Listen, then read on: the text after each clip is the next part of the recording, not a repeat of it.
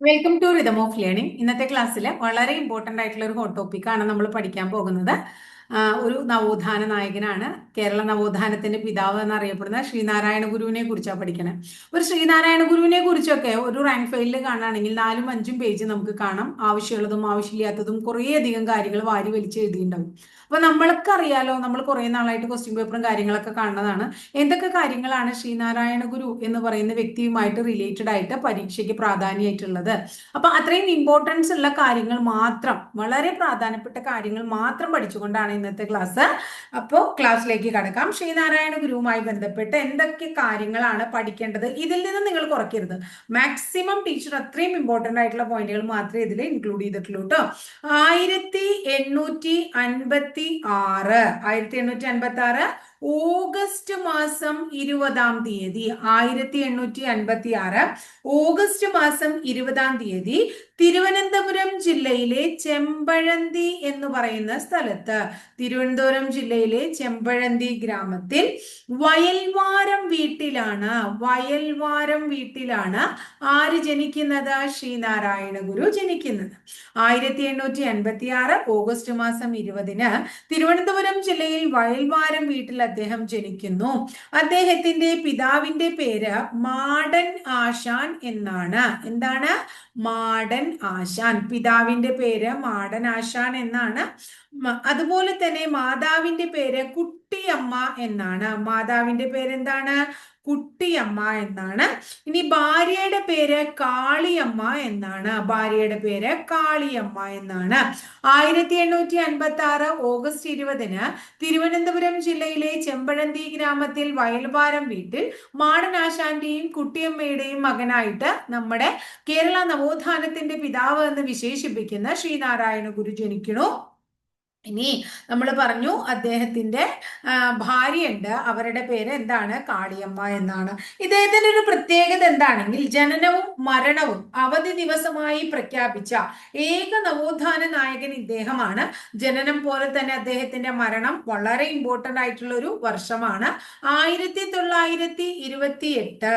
അതുപോലെ 1928 സെപ്റ്റംബർ മാസം എന്നാണ്? 20-ാം തീയതി. 1928 സെപ്റ്റംബർ മാസം 20-ാം തീയതിയാണ് ഇദ്ദേഹം സമാധിയായത്. എന്താണ്? സമാധിയായത്. ഇനി ഇദ്ദേഹവുമായിട്ട് റിലേറ്റഡ് ആയിട്ടുള്ള കുറച്ച് കാര്യങ്ങൾ പഠിക്കുകയാണ്. അദ്ദേഹത്തിന്റെ വിശേഷണങ്ങൾ ട്ടോ. ഇനി അദ്ദേഹത്തെ നമ്മൾ വിളിച്ചിരുന്നത് എന്തായിരുന്നു? നാണു ആശാൻ എന്നായിരുന്നു. അപ്പൊ നാണു ആശാൻ എന്നറിയപ്പെട്ടിരുന്ന നവോത്ഥാന നായകനാണ്. കേരളത്തിന്റെ കേരള നവോത്ഥാനത്തിന്റെ പിതാവ് എന്നറിയപ്പെടുന്ന ആളാണ്. അതൊന്നും ഞാൻ എഴുതുന്നില്ല, നമുക്ക് അറിയുന്ന കാര്യങ്ങളാണ് അല്ലെ. അതുപോലെ തന്നെ ജനനവും മരണവും എന്താണ്? അവധി ദിവസമായി പ്രഖ്യാപിച്ചിട്ടുള്ള ഏക നവോത്ഥാന നായകനാണ്. അതുപോലെ തന്നെ എന്താണ്? ശ്രീലങ്കൻ തപാൽ സ്റ്റാമ്പിൽ പ്രത്യക്ഷപ്പെട്ട ആദ്യ മലയാളിയാണ്. ശ്രീലങ്കയുടെ എന്താണ്? തപാൽ സ്റ്റാമ്പിൽ പ്രത്യക്ഷപ്പെട്ടിട്ടുണ്ട്. ശ്രീലങ്കൻ തപാൽ സ്റ്റാമ്പിൽ പ്രത്യക്ഷപ്പെട്ട മലയാളിയാണ്. അപ്പൊ ശ്രീലങ്കയെ കുറിച്ച് പറയുമ്പോ അദ്ദേഹവുമായിട്ട് ബന്ധപ്പെട്ട് അദ്ദേഹം 2 തവണ ശ്രീലങ്ക സന്ദർശിക്കുകയുണ്ടായി.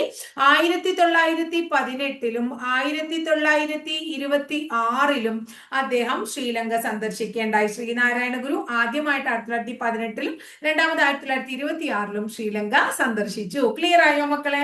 ഇനി അടുത്തത് ഇന്ത്യൻ തപാൽ സ്റ്റാമ്പിൽ പ്രത്യക്ഷപ്പെട്ട ആദ്യ മലയാളി ട്ടോ. വളരെ ഇമ്പോർട്ടന്റ് ആണ്. ശ്രീലങ്കൻ സ്റ്റാമ്പിൽ പ്രത്യക്ഷപ്പെട്ടിട്ടുണ്ട്. ഇന്ത്യയുടെ സ്റ്റാമ്പിൽ വന്നിട്ടുള്ള ആദ്യ മലയാളിമാർ തന്നെയാണ് ശ്രീനാരായണ ഗുരു തന്നെയാണ് കേട്ടോ. അപ്പൊ ഇന്ത്യൻ തപാൽ സ്റ്റാമ്പിൽ പ്രത്യക്ഷപ്പെട്ട ആദ്യ മലയാളിയും ശ്രീനാരായണ ഗുരുവാണ്. അതുപോലെ കോടതികളിൽ നേരിട്ട് ഹാജരാകുന്നതിൽ നിന്നും ഒഴിവാക്കപ്പെട്ട നവോത്ഥാന നായകൻ എന്നും ഇദ്ദേഹത്തെ വിശേഷിപ്പിക്കാം. ഇദ്ദേഹത്തിന്റെ വളരെ പ്രസിദ്ധനായിട്ടുള്ള ഗുരുവാണ്. ഗുരുവിന്റെ ഗുരു അല്ലെ. ആരാണ് ഗുരുവിന്റെ ഗുരു എന്നറിയപ്പെടുന്നത്? തൈക്കാടയ്യയാണ്. ഈ തൈക്കാടയ്യ എങ്ങനെയാ ശ്രീനാരായണ ഗുരുവിന്റെ ഗുരുവായി മാറിയ? ശ്രീനാരായണ ഗുരുവിന് ഹഠയോഗ വിദ്യ പഠിപ്പിച്ചു കൊടുത്തത് ആരാണ്? തൈക്കാടയ്യാണ്. അപ്പൊ ശ്രീനാരായണ ഗുരുവിന് എന്താ പഠിപ്പിച്ചേ? തൈക്കാടയ്യ ഹഠയോഗ വിദ്യ പഠിപ്പിച്ചിട്ടാണ് ശ്രീനാരായണ ഗുരുവിന്റെ ആരായി മാറിയത്? ഗുരുവായി ആര് മാറിയത്? തൈക്കാടയ്യ മാറിയത് കേട്ടോ.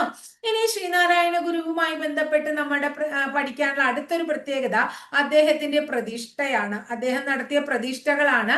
പ്രതിഷ്ഠകളെ കുറിച്ച് പറയുമ്പോൾ 1887 തിരുവനന്തപുരം നമ്മള് അരുവിപ്പുറം എന്ന് പറയുന്ന സ്ഥലത്ത് കേട്ടോ, എവിടെയാണ്? അരുവിപ്പുറം എന്ന് പറയുന്ന സ്ഥലത്ത് അദ്ദേഹം ഒരു ക്ഷേത്രം പണിയുകയും 1888 അരുവിപ്പുറം പ്രതിഷ്ഠ നടത്തുകയും ചെയ്തു. ശ്രീനാരായണ ഗുരു അരുവിപ്പുറം പ്രതിഷ്ഠ നടത്തിയ വർഷം ചോദിച്ചിട്ടുണ്ട്. 1888 കേട്ടോ.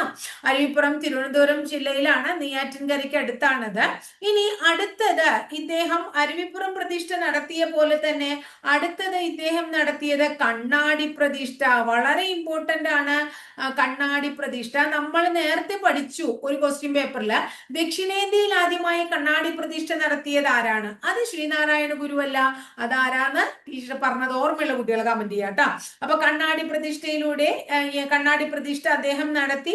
ഉല്ലല എവിടെയാണ് അദ്ദേഹം നടത്തിയത്? ഉല്ലല, വെച്ചൂര് ഉല്ലല എന്ന് പറയുന്ന സ്ഥലത്ത് അദ്ദേഹം കണ്ണാടി പ്രതിഷ്ഠ നടത്താണ്.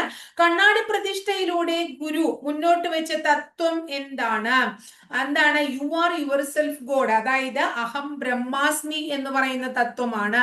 അഹം ബ്രഹ്മാസ്മി എന്ന് പറയുന്ന തത്വമാണ് കണ്ണാടി പ്രതിഷ്ഠയിലൂടെ അദ്ദേഹം മുന്നോട്ട് വെച്ച തത്വം എന്ന് നമ്മൾ ഓർത്തു വെക്കണം കേട്ടോ. വളരെ ഇമ്പോർട്ടന്റ് ആയിട്ടുള്ള 1-2 പോയിന്റുകളൊക്കെയാണിത് കേട്ടോ. ഇനി അടുത്തത് ഇദ്ദേഹം വളരെ എന്താ പറയുന്നത്, ഇദ്ദേഹവുമായിട്ട് റിലേറ്റഡ് ആയിട്ടുള്ള വേറൊരു കാര്യമാണ്. ആലുവയിലെ ഒരു അദ്വൈതാശ്രമം ഉണ്ട് അല്ലെ, ആലുവ അദ്വൈതാശ്രമം. ഈ ആലുവ അദ്വൈതാശ്രമവുമായി ബന്ധപ്പെട്ട് ഏതൊക്കെ ചോദ്യങ്ങളാണ് നമ്മളോട് ചോദിക്കാറുള്ളത്? ആലുവ അദ്വൈതാശ്രമം എവിടെയാണ് സ്ഥിതി ചെയ്യുന്നത്? എറണാകുളം ജില്ലയിൽ പെരിയാറിന്റെ തീരത്താണ് ആലുവ അദ്വൈതാശ്രമം സ്ഥാപിച്ചത് അല്ലെ. എന്താ പറയുന്നത്? ആലുവ അദ്വൈതാശ്രമത്തിൽ വെച്ച് ഒരു സർവമത സമ്മേളനം നടക്കുകയുണ്ടായി എന്നാന്ന് ചോദിക്കാറുണ്ട്. 1924 1924 ആലുവ അദ്വൈതാശ്രമത്തിൽ എന്ത് നടന്നു? സർവമത സമ്മേളനം നടന്നു അല്ലെ. ആലുവ അദ്വൈതാശ്രമം മുന്നോട്ട് വെച്ച ആപ്തവാക്യം എന്താണെന്നറിയാമോ? ഓം സാഹോദര്യം സർവത്ര. ആലുവ അദ്വൈതാശ്രമം മുന്നോട്ട് വെച്ച എന്താണ്? ആപ്തവാക്യമാണ് ഓം സാഹോദര്യം സർവത്ര. ശ്രീനാരായണ ഗുരു ഒരു ജാതി, ഒരു മതം, ഒരു ദൈവം മനുഷ്യന് എന്ന സന്ദേശം നൽകിയത് എവിടെ വെച്ച്? ആലുവ അദ്വൈതാശ്രമത്തിൽ വെച്ച്. അതും വളരെ ഇമ്പോർട്ടന്റ് ആണ്. അദ്ദേഹത്തിന്റെ പ്രശസ്തമായിട്ടുള്ള ഒരു വചനമാണ് അല്ലെ, ഒരു ജാതി, ഒരു മതം, ഒരു ദൈവം മനുഷ്യന്. ഈ എന്താ പറയുന്നത് സന്ദേശം അദ്ദേഹം ജനങ്ങളിലേക്ക് വെച്ചത് 1924 ആലുവ അദ്വൈതാശ്രമത്തിൽ വെച്ചാണ് എന്നും കൂടി ഓർത്തു വെക്കണം. ശ്രീനാരായണ ഗുരുവിന്റെ കണ്ണാടി പ്രതിഷ്ഠ നമ്മൾ നേരത്തെ ഇവിടെ പഠിച്ചു അല്ലെ. കണ്ണാടി പ്രതിഷ്ഠയിലൂടെ അദ്ദേഹം മുന്നോട്ട് വെച്ചത് എന്താണ്? എന്താ പറയാ, അഹം ബ്രഹ്മാസ്മി എന്നാണ്. ഇനി കണ്ണാടി പ്രതിഷ്ഠ നടത്തിയതിൽ പ്രസിദ്ധമായിട്ടുള്ള സ്ഥലമാണ് ഉല്ലല. പക്ഷെ ശ്രീനാരായണ ഗുരു ആദ്യമായി കണ്ണാടി പ്രതിഷ്ഠ നടത്തിയത് എവിടെയാന്ന് ചോദിച്ചാൽ കളവൻകോടാണ്. അതും കൂടി ഒന്ന് ഓർത്തു വെച്ചോളൂ. കളവൻകോട് കേട്ടോ, കളവൻകോടാണ് ഇദ്ദേഹം ആദ്യമായിട്ട് കണ്ണാടി പ്രതിഷ്ഠ നടത്തിയത്. കളവൻകോട് ക്ഷേത്രത്തിലാണ് ആദ്യമായിട്ട് അദ്ദേഹം കണ്ണാടി പ്രതിഷ്ഠ നടത്തിയത്. ഇനി ശ്രീനാരായണ ഗുരുവിനെ കുറിച്ച് പഠിച്ചു. 1928 സെപ്റ്റംബർ മാസം 20-നാണ് അദ്ദേഹത്തിന്റെ സമാധി എന്ന് പറഞ്ഞു. അദ്ദേഹത്തിന്റെ സമാധി എവിടെയാണെന്ന് ചോദിച്ചു കഴിഞ്ഞാൽ അദ്ദേഹത്തിന്റെ സമാധി എവിടെയാണ്? ശിവഗിരിയിലാണ് അദ്ദേഹത്തിന്റെ സമാധി. സമാധി സ്ഥലത്ത് അദ്ദേഹം ധരിച്ചിരുന്നത് വെള്ള വസ്ത്രം. എന്താണ്? വെള്ള വസ്ത്രമായിരുന്നു അല്ലെ. എന്നാൽ ശിവഗിരി തീർത്ഥാടകർക്ക് ഗുരു നിർദ്ദേശിച്ച വസ്ത്രത്തിന്റെ നിറം ഏതാണ്? ശിവഗിരി തീർത്ഥാടനത്തിൽ വരുമ്പോൾ നിങ്ങൾ ഏത് കളറിൽ വസ്ത്രം ധരിക്കണതാ നല്ലതെന്ന് അദ്ദേഹം പറഞ്ഞത്രേ? മഞ്ഞ നിറത്തിലുള്ള വസ്ത്രം ധരിച്ചോളാനാണ് ആര് പറഞ്ഞത്? ശ്രീനാരായണ ഗുരു പറഞ്ഞത്. ഇനി ശ്രീനാരായണ ഗുരുവുമായിട്ട് ബന്ധപ്പെട്ടിട്ടുള്ള വളരെ ഇമ്പോർട്ടന്റ് ആയിട്ടുള്ള ഒരു കാര്യമാണ് അദ്ദേഹം സ്ഥാപിച്ച വളരെ പ്രസിദ്ധമായിട്ടുള്ള സംഘടന SNDP എന്ന് പറയുന്നത്. ശ്രീനാരായണ ധർമ്മപരിപാലന യോഗം അല്ലെ, SNDP. 1903, വർഷം വളരെ പ്രധാനം. 1903 മെയ് മാസം 15-ാം തീയതിയാണ് അദ്ദേഹം സ്ഥാപിക്കുന്നത്. SNDPയുടെ ആസ്ഥാനം എവിടെയാണ് എന്ന് ചോദിച്ചാൽ കൊല്ലമാണ് ട്ടോ. SNDPയുടെ ആസ്ഥാനം കൊല്ലമാണ്. SNDPയുടെ ആജീവനാന്ത അധ്യക്ഷൻ ആരായിരുന്നു എന്ന് ചോദിച്ചു കഴിഞ്ഞാലും ശ്രീനാരായണ ഗുരു തന്നെയാണ് പറയാം. ഇനി അപ്പോ SNDPയുമായി ബന്ധപ്പെട്ടിട്ടുള്ള വളരെ പ്രസിദ്ധമായിട്ടുള്ള ഒരു സംഭവമാണ് വിവേകോദയം. SNDPയുടെ മുഖപത്രത്തിന്റെ പേരാണ് വിവേകോദയം എന്നത്. വിവേകോദയം 1904 ആരംഭിച്ചത്. വിവേകോദയത്തിന്റെ സ്ഥാപകൻ ആരാണ്? കുമാരനാശാനാണ്. ആരാണ്? കുമാരനാശാൻ. എന്നാൽ അതിന്റെ സ്ഥാപക പത്രാധിപർ ആര് എന്ന് ചോദിച്ചു കഴിഞ്ഞാൽ M ഗോവിന്ദനാണ് വിവേകോദയത്തിന്റെ സ്ഥാപക പത്രാധിപർ എന്ന് പറയും. ഇനി ഈ വിവേകോദയത്തിന് വേറൊരു പേരും കൂടി ഉണ്ട്. വിവേകോദയത്തിനെ നമ്മൾ ഈഴവ ഗസറ്റ് എന്ന് വിശേഷിപ്പിക്കുന്നു. അപ്പൊ ഈഴവ ഗസറ്റ് എന്ന് വിശേഷിപ്പിക്കുന്ന പത്രം ഏതാണ്? നമ്മുടെ വിവേകോദയമാണ്. വിവേകാനന്ദ സ്വാമികളോടുള്ള ആദര സൂചകമായാണ് SNDPയുടെ മുഖപത്രത്തിന് എന്ത് പേര് നൽകിയത്? വിവേകോദയം എന്ന പേര് നൽകിയത് എന്നും ഓർത്തു വെക്കണം. ഇനി അടുത്തത് ശ്രീനാരായണ ഗുരുവുമായി ബന്ധപ്പെട്ട് നമുക്ക് പഠിക്കാനുള്ളത് ശ്രീനാരായണ ഗുരുവിന്റെ കുറച്ച് പ്രധാനപ്പെട്ട എന്താണ് അദ്ദേഹം നടത്തിയ ചില എന്താ പറയാ ചില വ്യക്തികളുമായിട്ടുള്ള കൂടിക്കാഴ്ചകൾ, കണ്ടുമുട്ടലുകൾ പ്രധാനമാണ്. അങ്ങനെ ശ്രീനാരായണ ഗുരു രവീന്ദ്രനാഥ ടാഗോറിനെ സന്ദർശിക്കുകയാണ്. ശ്രീനാരായണ ഗുരുവും ടാഗോറും തമ്മിൽ സന്ദർശിക്കുന്നത് 1922 സന്ദർശിച്ചത് ശിവഗിരിയിൽ വെച്ചിട്ടാണ്. ശ്രീനാരായണ ഗുരുവും രവീന്ദ്രനാഥ ടാഗോറും കണ്ടുമുട്ടിയത് എവിടെ വെച്ചിട്ടാണ്? ശിവഗിരിയിലാണ് കേട്ടോ. ടാഗോറിന്റെ സന്ദർശനത്തിൽ കൂടെ ഉണ്ടായിരുന്നത് ശ്രീനാരായണ ഗുരുവിന്റെ നോടുള്ള സന്ദർശനത്തിൽ ടാഗോറിന്റെ കൂടെ ഉണ്ടായിരുന്നത് CF ആൻഡ്രൂസ് ആയിരുന്നു. CF ആൻഡ്രൂസ് നമ്മൾ കേട്ടിട്ടുണ്ട്. അദ്ദേഹത്തെ ദീനബന്ധു എന്ന് വിളിക്കുന്ന വ്യക്തിയാണ് ആര്? CF Andrews. അദ്ദേഹത്തെ വിശേഷിപ്പിക്കുന്നത് ഏത് പേരിലാണ്? ദീനബന്ധു. അപ്പൊ ഈ ദീനബന്ധു എന്നറിയപ്പെടുന്ന CF ആൻഡ്രൂസ് ശിവഗിരിയില് ശ്രീനാരായണ ഗുരുവിനെ ടാഗോർ സന്ദർശിക്കുമ്പോൾ അദ്ദേഹത്തിന്റെ കൂടെ ഉണ്ടായിരുന്നു അല്ലെ. ഈ ശ്രീനാരായണ ഗുരുവും ടാഗോറും തമ്മിൽ സംഭാഷണം നടക്കേണ്ടായി. ആ സംഭാഷണത്തെ തർജ്ജമ ചെയ്തത് ആരാണ്? നമ്മുടെ കുമാരനാശാനാണ്. ഈ ശ്രീനാരായണ ഗുരുവും ടാഗോറും കണ്ടുമുട്ടിയ പോലെ ശ്രീനാരായണ ഗുരുവും ഗാന്ധിജിയും തമ്മിലുള്ള സന്ദർശനം ഉണ്ടായി.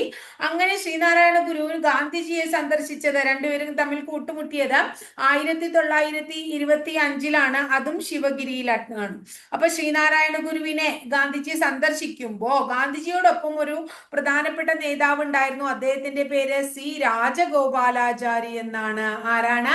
C രാജഗോപാലാചാരിയാണ്. അദ്ദേഹമാണ് ഉണ്ടായിരുന്നത് കേട്ടോ. ക്ലിയർ ആയില്ലേ? ഇനി ഗാന്ധിജിയും ശ്രീനാരായണ ഗുരുവും തമ്മിലുള്ള സംഭാഷണം തർജ്ജമ ചെയ്തത് N കുമാരനാണ്. ആരാണ്? N കുമാരൻ എന്ന് പറയുന്ന ആളാണ്. ഇനി ശ്രീനാരായണ ഗുരു അടുത്തത് കണ്ടുമുട്ടിയത് ചട്ടമ്പി സ്വാമികളെ. ശ്രീനാരായണ ഗുരുവും ചട്ടമ്പി സ്വാമികളും തമ്മിൽ കണ്ടുമുട്ടിയത് എവിടെ വെച്ചിട്ടാണ്? 1882 അണിയൂർ എന്ന് പറയുന്ന ക്ഷേത്രത്തിൽ വെച്ചിട്ടാണ്. 1882 അണിയൂർ ക്ഷേത്രത്തിൽ വെച്ച്. ശ്രീനാരായണ ഗുരു കുമാരനാശാനെ കണ്ടുമുട്ടിയത് 1891 കായിക്കരയിൽ വെച്ചാണ്. എവിടെയാണ്? കായിക്കര. ശ്രീനാരായണ ഗുരു ഡോക്ടർ പൽപുവിനെ കണ്ടുമുട്ടിയത്, ഡോക്ടർ പൽപുവും ശ്രീനാരായണ ഗുരുവും തമ്മിലുള്ള കൂട്ടിമുട്ടൽ നടന്നത് 1895 എവിടെ വെച്ചറിയോ? ബാംഗ്ലൂർ വെച്ചാണ്. എവിടെ വെച്ചാണ്? ബാംഗ്ലൂർ വെച്ചിട്ടാണ് കേട്ടോ. ഇനി ശ്രീനാരായണ ഗുരുവും പ്രശസ്തനായിട്ടുള്ള പുലയരുടെ നവോത്ഥാന നായകൻ അല്ലെ അയ്യങ്കാളിയുമായിട്ട് കണ്ടുമുട്ടിയത് 1912 ബാലരാമപുരം, തിരുവനന്തപുരം ജില്ലയിലെ ബാലരാമപുരം എന്ന് പറയുന്ന സ്ഥലത്താണ്. അപ്പൊ ഈ കണ്ടുമുട്ടലുകളും ഒന്ന് ഓർത്തുവെക്കാനായിട്ട് ശ്രമിക്കുക. ടാഗോറിനെ 1922 ശിവഗിരിയിൽ വെച്ച്, ഗാന്ധിജിയെ 1925 ശിവഗിരിയിൽ വെച്ച്, ചട്ടമ്പി സ്വാമികളെ 1882 അണിയൂറിൽ വെച്ച്, കുമാരനാശാനെ 1891 കായിക്കരയിൽ വെച്ച്, ഡോക്ടർ പൽപുവിനെ 1895 ബാംഗ്ലൂരിൽ വെച്ച്, അയ്യങ്കാളിയെ 1912 ബാലരാമപുരത്ത് വെച്ചൊക്കെയാണ് ശ്രീനാരായണ ഗുരു കണ്ടുമുട്ടണേ. ഇനി ശ്രീനാരായണ ഗുരുവുമായിട്ട് റിലേറ്റഡ് ആയിട്ട് അദ്ദേഹത്തിന്റെ ജീവചരിത്രം ആദ്യമായി എഴുതിയത് ആര്? മൂർക്കോത്ത് കുമാരനാണ്. ശ്രീനാരായണ ഗുരുവിന്റെ ജീവചരിത്രം എഴുതിയ ആദ്യ വ്യക്തിയാണ് മൂർക്കോത്ത് കുമാരൻ. ആരാണ്? മൂർക്കോത്ത് കുമാരനാണ്. ഇനി അടുത്തത് ഒരു പ്രശസ്തമായിട്ടുള്ള കൃതിയാണ് ബ്രഹ്മർഷി ശ്രീനാരായണ ഗുരു, ബ്രഹ്മർഷി ശ്രീനാരായണ ഗുരു എന്ന് പറയുന്ന കൃതി രചിച്ചത് ആരാണ്? ടി ഭാസ്കരനാണ്. ആരാ രചിച്ചേ? ടി ഭാസ്കരൻ എന്ന് പറയുന്ന വ്യക്തിയാണ് ആ കൃതി രചിച്ചത്. ശ്രീനാരായണ ഗുരുവിന്റെ ജീവിതത്തെ ആസ്പദമാക്കി വളരെ പ്രസിദ്ധമായിട്ടുള്ള സിനിമയാണ് യുഗപുരുഷൻ. ഏതാണ്? യുഗപുരുഷൻ എന്ന് പറയുന്ന സിനിമ. ആ സിനിമ സംവിധാനം ചെയ്തത് ആർ സുകുമാരനാണ്. ആർ സുകുമാരൻ. എന്നാൽ ശ്രീനാരായണ ഗുരുവിനെ സംബന്ധിച്ച് ആദ്യമായിട്ട് ഒരു സിനിമ സംവിധാനം ചെയ്തത്, ആദ്യത്തെ സിനിമ എന്ന് പറയുന്നത് യുഗപുരുഷനൊന്നുമല്ല, ശ്രീനാരായണ ഗുരു എന്ന് തന്നെയാണ് ആ സിനിമയുടെ പേര്. അത് സംവിധാനം ചെയ്തത് പി എ ബക്കർ ആണ്. ആരാണ്? പി എ ബക്കർ ആണ് കേട്ടോ. ഇനി അടുത്തത് യുഗപുരുഷൻ എന്ന് പറയുന്ന സിനിമയുണ്ടല്ലോ, ആ സിനിമയുടെ സംവിധായകൻ ആർ സുകുമാരനാണ്. അതില് ശ്രീനാരായണ ഗുരുവായിട്ട് അഭിനയിച്ചത് ആരാണ്?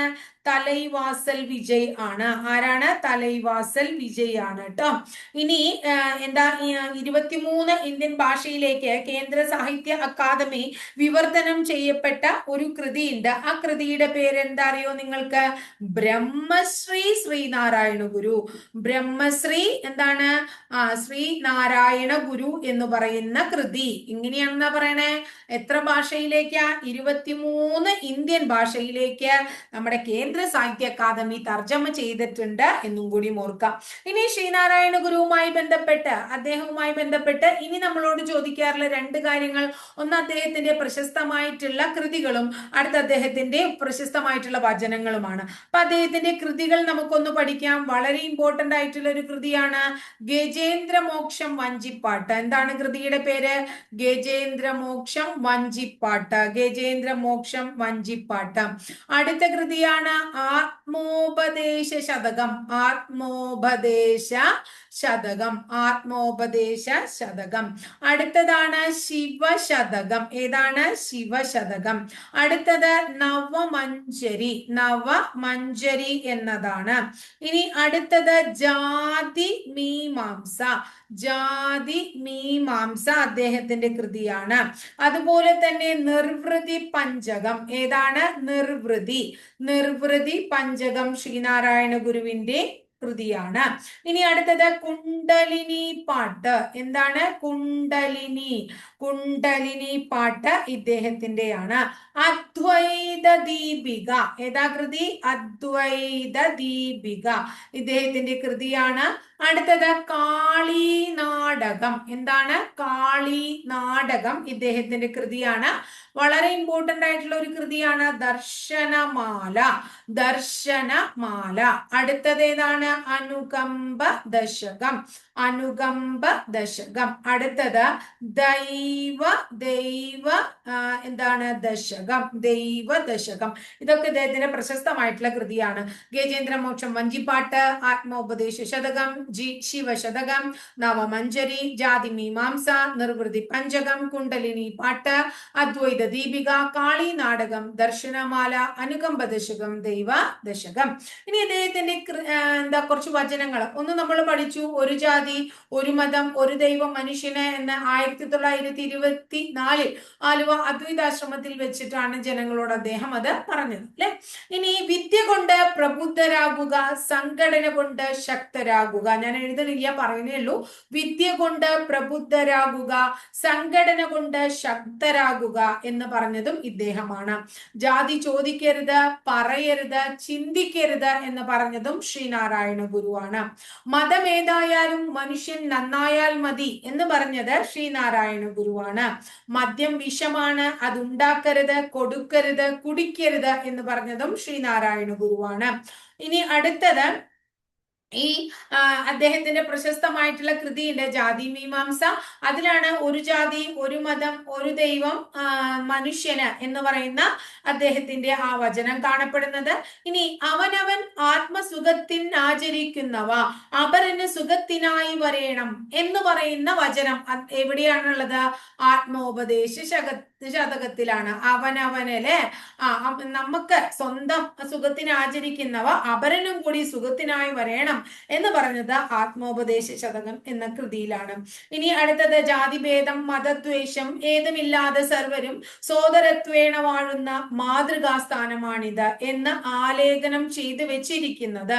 ഇത് ഗുരുനാഥന്റെ വാക്കുകളാണ്. ഇത് ആലേഖനം ചെയ്തിരിക്കുന്നത് അരുവിപ്പുറം ക്ഷേത്ര കവാടത്തിലാണ്. എവിടെയാണ്? അരുവിപ്പുറം ക്ഷേത്ര കവാടത്തിലാണ്.